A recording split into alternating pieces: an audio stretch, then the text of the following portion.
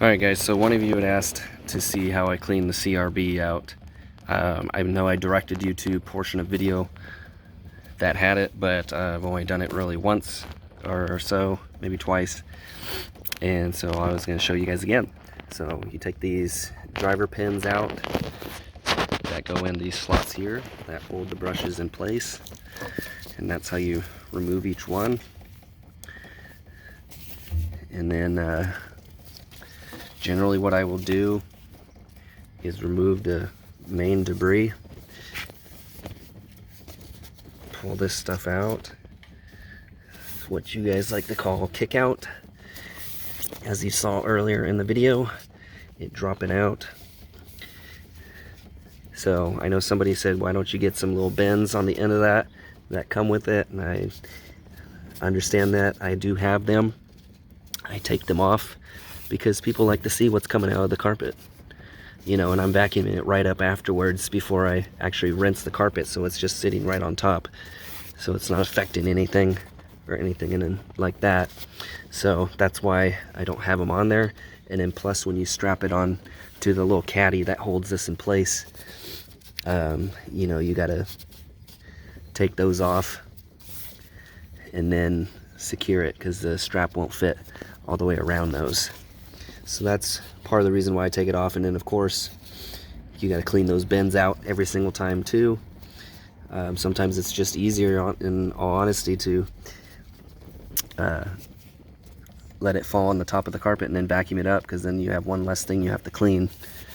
You know, I'm not saying that's the right or wrong way to do it, but like I said, everybody seems to like to see what's coming out of their carpet, and of course a lot of you like to see it drop out of the carpet. So that's why I leave those off mainly. That's the biggest reason. So now that I've pulled all this debris out, I'm going to use my machine to rinse it out and then rinse the brushes off. That way I get a lot of the junk off of them, because there's sometimes a little something on here, so there's a little bit of stuff that gets stuck on it. So pressure rinse these off and put them back on, and then you're good to go.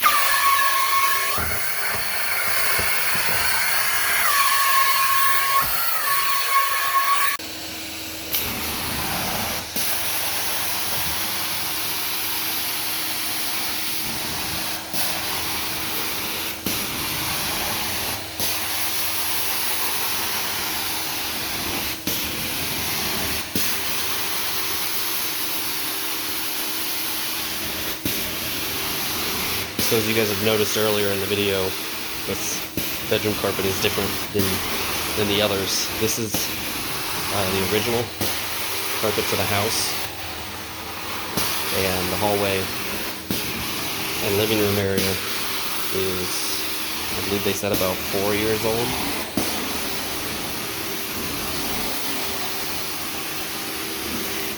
So this one's got a lot more wear to it. I believe they said 18, 19-ish years old.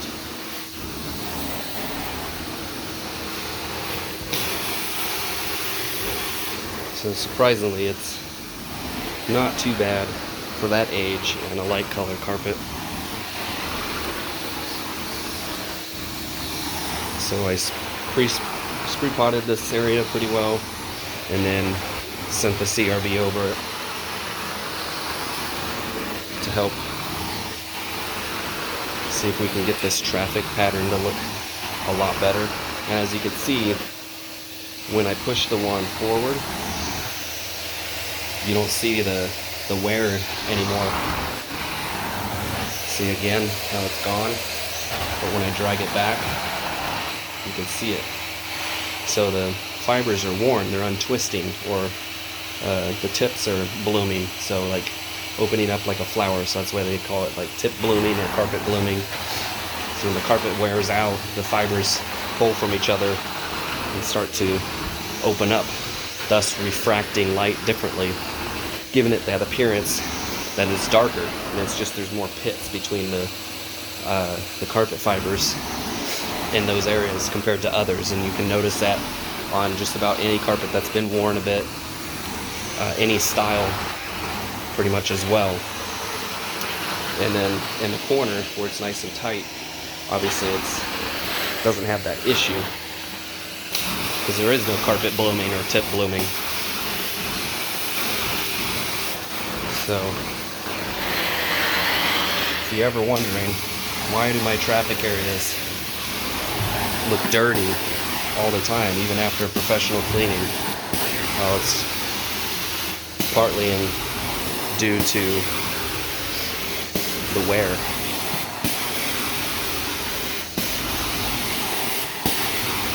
So the best thing you could do is vacuum frequently, because you get all the grains of sand out of the carpet more often.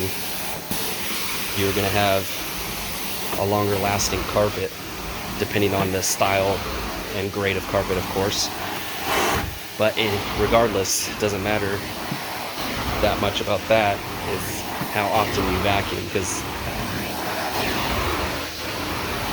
grains of sand get into the carpet, plus you walking on it, is like sandpaper. So it's abrading all the carpet fibers, right, when you're walking over it. So when you walk over it and abrade those carpet fibers, you get tip blooming. Now, cleaning the carpets periodically, professionally like this, is still always a great idea. But if it's never vacuumed, or rarely vacuumed, you can expect that to happen sooner, especially on polys. Polys have a tendency to wear out faster. That's why now carpet manufacturers tend to make more polyesters than they do a nylon, because it's going to wear faster, which means the dreaded repeat business for them.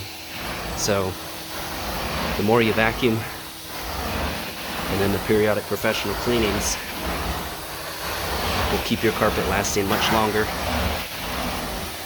thus not having you have to buy new carpet as soon, because they certainly don't make it the way they used to anymore.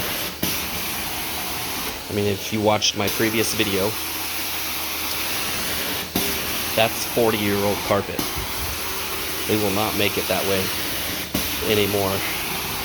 You could pretty much almost guarantee that. And it always cleans up, always looks fantastic. And I really don't even have to use that much chemistry on it. I'm only using a area rug safe cleaning product called Rug Smack, which is meant mostly for wool rugs, and it cleans up perfectly just about every single time. I never have to do any additional spotting, because the stuff just doesn't stick to that carpet like it does this newer stuff. So, you know, in some cases, you know, there's still good carpets out there, but you know, you gotta watch for the wording of it. They'll say it's, you know, stain resistant. So that doesn't mean it's gonna keep stains from happening. It's just they better resist them. It does not mean that it's not gonna still stick or become a problem. It's just that they're more resistant to staining. So, things to consider when you're buying your next carpet for your house. Other things to consider, if after I just told you that, you're like, well, and I won't get carpet, because that sounds like crazy talk, and it kind of is. But the other thing is, if you got allergies like I do, some may be thinking carpet's a bad idea because it harbors so much But that's the thing that you kind of want, is the carpet's a huge filter in the house, right? So the more carpet you have, at least in the bedrooms, it filters all that stuff. That's why if you have a door shut for a long period of time, you get those filtration lines underneath it. That's the same width and length of the door line appearing after a period of time. That's what those are called, is filtration lines, because when the AC fans, whatever are on, the only point of airflow is underneath that door line, and it cycles through your carpet fibers and creates that filtration line. So having carpets in your house, if you have any breathing ailments, is actually beneficial to you. So something to consider if you got anybody in your house with respiratory issues, that have a lot of allergies, or family members that are asthmatic like I do. So you'll see the benefit of having carpet over time, and then that boils back down to just making sure you vacuum frequently, so it keeps that picked up, keeps your carpet cleaner longer, lasting longer, creates a healthier home. And then the other thing you could do, this is something I had no idea was even a thing until I saw it happen and get done a few times, is get your air ducts cleaned. If you've never thought of that, and you've been in your home for more than 3 years, it might be something to consider. That gets all the debris and stuff that's clogged up in your unit, helps with the efficiency of it, because most companies, I mean, you got to ask and be sure that they do clean the heating and cooling coils. So if those are messy, I got a really good friend of mine that's in the HVAC, heating, ventilation, and air conditioning business, and he said that can potentially drop it down to like 30% efficiency depending on the situation and the setup. That's a lot of loss. So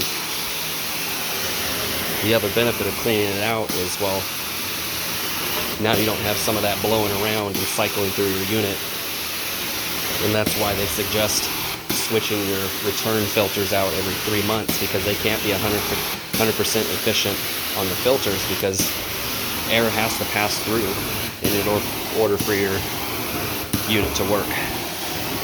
So just some tips between carpet and keeping your in-home air quality the best it possibly can.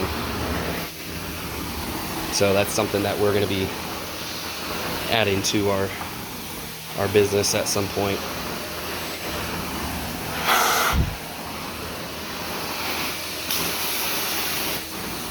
Because I've had some experience with it.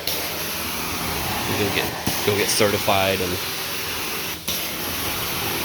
probably take a class or two on it if there's more than one.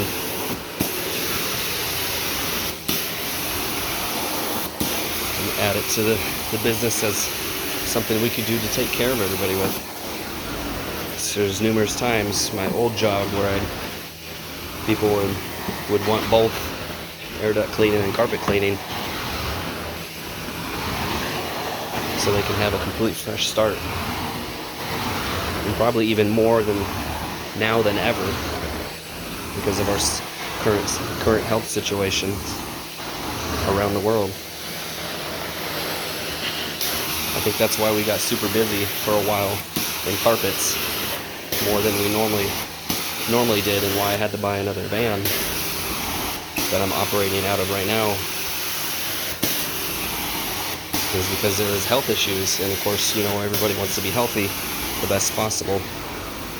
So getting your house cleaned and carpets cleaned and getting everything out of it that can create respiratory issues is always a positive.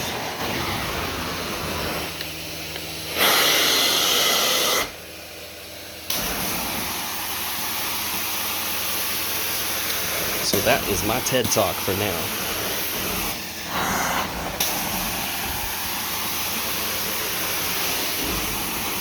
Obviously they stuffed stuff in here and didn't want me to do the closet, but I can't just leave that dark spot right here alone.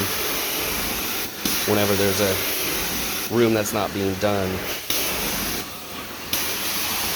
unless they strictly say not to, I tell them to leave the door open so I can get this threshold, because this is another room that door's going to be shut a lot on, and so it creates that filtration line I was talking about. It's going to be right under that door line, and it's why it's dark right here a little bit. So you always want to vacuum those areas well, because it will help.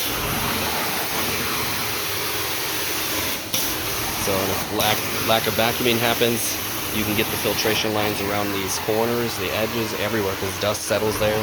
And yeah, it is kind of hard to get your vacuum right up against those.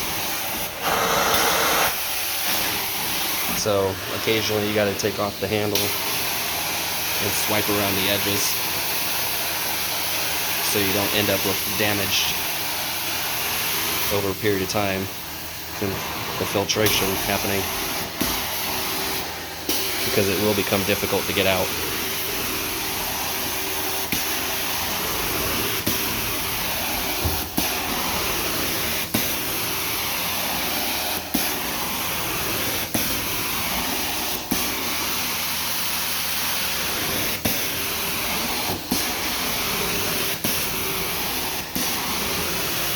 It's been a while since I've chatted in a video.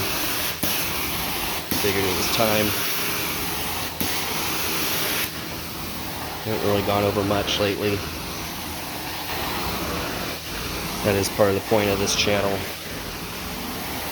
is to give tips whenever I think of something that might be useful for you guys. Stuff to look out for, what I do and why I do it. All those things are meant to benefit you guys as well. So I'm going to continue on this room and get it finished.